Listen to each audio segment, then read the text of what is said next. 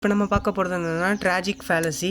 So tragic ஃபேலசியில் என்னென்னா Joseph வுட்க்ரட்ச் வந்து என்ன சொல்லியிருக்காரு அப்படின்னா, இந்த ட்ராஜடிஸ் எல்லாமே என்னென்னா not written in the modern age. இந்த மாடர்ன் ஏஜில் யாருமே என்னென்னா ட்ராஜடிஸ் வந்து எழுத மாட்டாங்க அப்படின்றாங்க. இந்த உலகத்திலே வந்துட்டு இந்த ஹீரோயிக் வேர்ல்டில் இந்த மாடர்ன் ட்ராஜடின்றது எக்ஸிஸ்டாகவே இல்லை அப்படின்னு சொல்கிறாங்க இந்த பாயிண்டில். அதுக்கடுத்து இதில் என்ன சொல்கிறாங்கன்னா, நம்மளால் அப்படியே இந்த ட்ராஜடி இருந்தால் கூட நம்மளால் ரீட் பண்ண முடியும், அப்ரிஷியேட் பண்ண முடியும். ஆனால் நம்மளால் இந்த இன்னும் நல்ல ஒரு ட்ராஜடி எழுத முடியாதுன்றாங்க. இந்த உலகத்திலே வந்து நோ எக்ஸிஸ்ட் கிடையவே கிடையாது இந்த ட்ராஜடின்னு சொல்கிறாங்க இந்த ஜோசப் வுட்க்ரட்ச். ஓகேவா? அதுக்கப்புறம் என்னென்னா, அந்த காலத்தில் எழுதினவங்க ட்ராஜடி, இந்த ஷேக்ஸ்பியரோடது, அப்புறம் இந்த ஷாப்பக்கிள்ஸ், இவங்களோட ட்ராஜடிஸ் எல்லாமே நமக்கு வந்துட்டு ஒரு டிப்ரெஷனை தராதுன்னு இருக்காங்க. ஏன் டிப்ரெஷனை தராதுன்னு இருக்காங்க அப்படின்னா, அவங்க வந்துட்டு அந்த டயத்தில் எழுதியிருக்கும் போது என்னென்னா, இப்போது ஃபார் எக்ஸாம்பிளுக்கு வந்துட்டு அதுக்கு கொடுத்துருக்காங்க இங்கே ஷேக்ஸ்பியரோட ரோமியோ ஜூலியட் இருக்குது. ஸோ இந்த ரோமியோ ஜூலியட்டில் வந்து 2 பேருமே செத்துருவாங்க கடைசியாக. ஆனாலும் அது வந்து நமக்கு ஒரு பெரிய பாதிப்பை தெரியாது அவங்க இறந்தது. ஏன் அப்படின்னா, அவங்களுக்குள்ளே இருந்த அந்த லவ் வந்து அந்தளவுக்கு இருந்துச்சு. ஸோ அது வந்து தாங்க முடியாமல் இறந்துட்டாங்க அப்படின்னு அதுக்கு ஈக்குவலாக காம்பென்சேட் பண்ணுற அளவுக்கு நமக்கு ஒரு இதை கொடுத்துருவாங்க கருத்தை. ஸோ அதனால் அவங்களோட இழப்பு கூட நமக்கு பெருசாக தெரியாதுன்றாங்க. அதே மாதிரி தான் ஷேக்ஸ்பியரோட ஒத்தலவும். ஸோ அவங்க என்னென்னா, அவங்க ஹஸ்பண்டுக்கு அவங்க உண்மையாக இருந்து கூட அவங்க வந்துட்டு சந்தேகப்பட்டு கொன்றுவாங்க. பட் அதுக்காகவே திருப்பி அவங்க ஹஸ்பண்டே அவங்கள கொன்றுவாங்க, நம்ம ஒய்ஃபை நம்ம கொண்டுட்டோமேன்னு சொல்லிட்டு. ஸோ அவங்க பியூரிட்டிக்காகவும் ஸோ அந்த மாதிரி ஒரு நல்ல ஸ்ட்ராங்கான ரீசன் கொடுத்துட்டாங்க. ஸோ அதனால் ஒரு நல்ல ட்ராஜடி அமைஞ்சிருச்சு.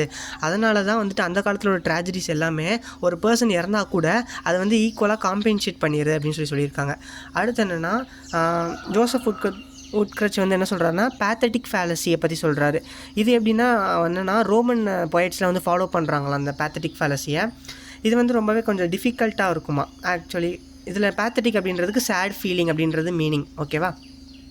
அப்புறம் இந்த நேச்சர் இந்த பேத்தட்டிக் ஃபேலசியில் என்ன பண்ணுவாங்க அப்படின்னா, நேச்சர்லாம் வந்துட்டு எப்படி, அதாவது மேனுடைய டிஃபிகல்ட்டிஸையும் ஃபீலிங்ஸையும் எக்ஸ்பிளைன் பண்ணுது அப்படின்னு சொல்லி அந்த பேத்தட்டிக் ஃபேலசியில் இருக்கும் அப்படின்னு சொல்லி இந்த ஒரு லைன் மட்டும் இருக்குது பேத்தட்டிக் ஃபேலசியை பற்றி.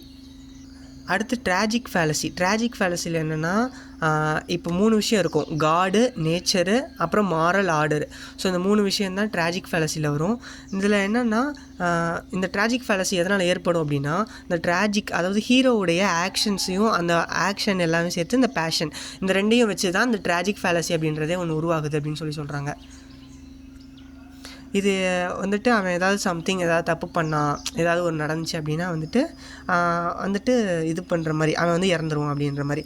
முக்கியமாக எப்படி இருந்துச்சு அப்படின்னா, இங்கே பாருங்கள், when a man or woman mislead, ஒரு பையனோ ஒரு பொண்ணோ சேர்ந்து ஒரு பையனாக இருக்கட்டும் இல்லை பொண்ணாக இருக்கட்டும், யாராவது ஒருத்தவங்க வந்து ஏதாவது ஒரு தப்பாக வந்துட்டு மிஸ்லீட் பண்ணிட்டாங்க, அதாவது அவங்க லைஃப்க்கு யாருக்கும் உண்மையாக இல்லாமல் ஏதாவது சீட் பண்ணுறாங்க வைக்கிறாங்க அப்படின்னா, வேறு எந்த ஒரு விஷயத்தினாலும் சரி, ஹஸ்பண்ட் ஒய்ஃப்னு மட்டும் கிடையாது, எந்த ஒரு பையன் எந்த ஒரு பொண்ணாலும் சரி, அவங்க வந்துட்டு அவங்க லைஃபுக்கு உண்மையாக இல்லை அப்படின்னா, அந்த காடு வந்துட்டு என்னென்னா அவங்க லைஃப்லேருந்து வந்துட்டு அந்த வாழ்க்கையில் நீ எதுக்கு இருக்க, நீ வந்து அப்படின்னு சொல்லி அவங்க வந்து கடவுளே வந்து சாகடிச்சிட்டு வரான் அப்படின்ற மாதிரி தான் அந்த காலத்தில் பிளேஸ்லலாம் இருந்துச்சு. அந்தளவுக்கு ஒரு ட்ராஜடி வந்து கொடுத்துருந்தாங்க. இதெல்லாமே வந்துட்டு என்னென்னா, முக்கியமாக இந்த ஷேக்ஸ்பியர் வந்து என்னென்னா நேச்சுரல்லையும் எழுதியிருப்பார், சூப்பர் நேச்சுரல் ஆர்டர்லையும் எழுதியிருப்பார். இதுக்கு ஒரு எக்ஸாம்பிள் தான் ஹேம்லெட்டில் கொடுத்துருக்காங்க. இதில் என்ன ஒன்றுன்னா, அந்த ஹேம்லெட்டில் வந்துட்டு அந்த ஹேம்லெட்டுடைய அப்பா வந்துட்டு கோஸ்ட்டாக வந்துட்டு கனவு வருவார். இந்த இருக்குல்ல, ஸோ வந்துட்டு என்னென்னா, கோஸ்ட்டாக வந்துட்டு கனவில் வருவாராம். பேயா வந்துட்டு இந்த மாதிரி அம்மாவும் தம்பியும் தான், அம்மாவும் அக்காவுமா, தம்பியுமான்னு தெரில சரியா, ஸோ கொண்டுட்டாங்க அவங்க தான் என்ன, ஸோ நீ வந்துட்டு போய் பழி வாங்கன்னு ஒரு பேய் மாதிரி வருவாராம் அந்த ஹேம்லெட்டில். ஸோ அதை தான் கொடுத்துருக்காங்க. ஸோ சூப்பர் நேச்சுரல் எலிமெண்ட்ஸ்லாம் கூட அதில் வந்து கொண்டு வந்திருப்பாங்களாம். ஸோ அந்த மாதிரி அப்படின்னு சொல்லியிருக்காங்க. அதுக்கப்புறம் என்னென்னா, பட் இந்த மாதிரி மாடர்ன் ட்ராஜடி பார்க்கும்போது என்னென்னா, இந்த கோஸ்ட்டுன்ற இந்த ட்ராஜடியில் வந்து ஆஸ்வல்ட் ஆல்விங், அதாவது இவர் தான் வந்துட்டு அதில் ஹீரோ. இவர் வந்து எதனால் இறந்து போகிறார் அப்படின்னா, இந்த டிசீஸ்னால், சிப்பிலிஸ், SYPHILIS, இந்த சிஃபிலிஸ் அப்படின்ற இந்த டிசீஸ்னால தான் இறந்து போயிடுறாங்களாம். ஸோ அதனால் இந்த காலத்தில் உள்ள மாடர்ன் ட்ராஜடியில் வந்துட்டு அந்தளவுக்கு இல்லை. ஏன்னா இந்த சிஃபிலிஸ் இந்த எதனால் இந்த ஆஸ்வல்ட் ஆல்விங்க்கு வரும் அப்படின்னா, இவங்களோட அப்பா கிட்ட வந்து அந்த டிசீஸ் இருக்கும். ஸோ அதனால் அப்படியே வந்துட்டு இந்த பையனுக்கும் இந்த ஆஸ்வல்ட் ஆல்விங்க்கும் இந்த டிசீஸ் வந்துருச்சு அப்படின்னு சொல்லி தான் இருக்கும் மாடர்ன் ட்ராஜடியில். ஸோ ஷேக்ஸ்பியர் மாதிரி இந்த மாதிரி ஒரு ஸ்ட்ராங்கான ஒரு இது இல்லை அப்படின்னு சொல்லி கொடுத்துருக்காங்க. அடுத்து அப்படி என்னென்னு பார்த்தோம் அப்படின்னா, ஸோ இந்த மாடர்ன் ட்ராஜடியில் வந்துட்டு என்னென்னலாம் இல்லைன்னு சொல்லி இந்த பாயிண்ட்ஸில் இருக்கும். ஸோ இந்த சிஃபிலிஸ்னால் இறந்ததுனால என்னென்னா, யாருமே அவங்க சாவுக்கு கூட ரொம்ப அழுகலையாம். ஏன்னா அந்தளவுக்கு அவங்க சாவு வந்து ரொம்ப இம்பேக்ட் பண்ணலை. அப்பாவுக்கு இருந்ததுனால பையனுக்கு வந்துருச்சு, இதில் செத்துட்டான், இதில் என்னடா இருக்குது அப்படின்ற மாதிரி இருந்துச்சு. ஸோ ட்ராஜடியாகவே பெஸ்ட்டாக அமையலை அப்படின்றாங்க. இதில் என்னென்னா நோ மெட்டாஃபிசிக்கல் ரெஃப்ளெக்ஷன்ஸ் இல்லை, அப்புறம் ஃபிலாசபிக்கல் பென்ட் எதுவுமே இந்த இதில் இல்லை, சூப்பர் நேச்சுரல் ஆர்டர் கூட இல்லை. இதில் வந்து பார்த்திங்கன்னா இந்த ஹேம்லெட் இதில் ஃபாதர் வந்து கனவுல கோஸ்ட் மாதிரி கோஸ்ட்டாக வந்து வராரு அப்படின்ற மாதிரி இருக்கும். ஸோ அந்த மாதிரி ஒரு சூப்பர் நேச்சுரல் ஆர்டர் கூட அதில் எதுவுமே இல்லை. சும்மா அப்பாவுக்கு இருந்த நோய் பையனுக்கு வந்துருச்சு, அதனால் செத்துட்டான் அப்படின்றது ஒரு பெரிய ட்ராஜடியாக கூட இல்லை அப்படின்றாங்க. அதனால் நொபிலிட்டி எல்லாம் கிளம்பி போயிருச்சு இந்த உலகத்தை விட்டு அப்படின்னு இந்த யார் ஜோசப் உட்கட் சொல்கிறாரு.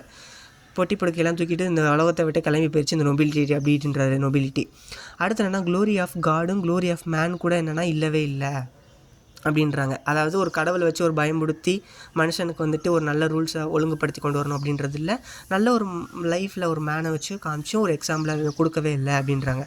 அதனால் இனிமேல் இந்த ட்ராஜடி எதுவுமே வந்துட்டு எழுத முடியாது, நம்ம வேணால் படிச்சுக்கலாம் பாராட்டிக்கலாம், ஆனால் இந்த மாதிரி ஒரு ட்ராஜடி வந்துட்டு இனிமேல் இந்த அட்மாஸ்பியரில் இருக்கவே இருக்காதுன்னு சொல்லி முடிக்கிறாங்க அதை.